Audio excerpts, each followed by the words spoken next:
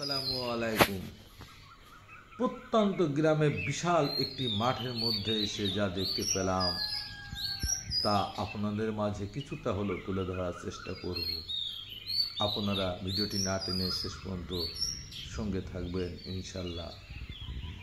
দেখুন, নীল আকাশ, সাদা মেঘ, পাখিদের কিচিরমিচির কোলাহল, ঝিরিঝিরি বাতাস, দুলছে ধান, দুলছে আমার ও কৃষকের হৃদয়।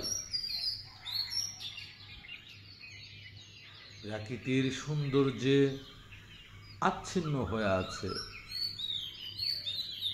যে কোনো মানুষ যদি একটি বার দেখার চোখ দিয়ে দেখে থাকেন, আমার মতো প্রেমে পড়ে যাবেন। ভেবেছিলাম ফসলে মনে হয় কৃষকের গায়ের গন্ধ পাবো, এসে দেখি কৃষকের গায়ের গন্ধ এতটাই সুগন্ধি, তার ঘ্রাণে আর যেতে ইচ্ছে করছে না আমায়। দেখছি আর ভাবছি, আর বুক ভরে নিঃশ্বাস নিচ্ছি।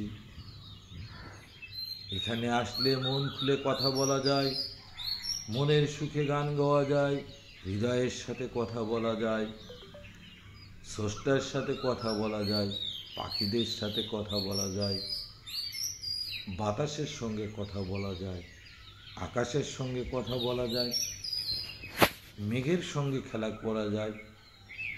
মনের সুখে কৃষকের ফসল, কৃষকি কাজ করা যায়।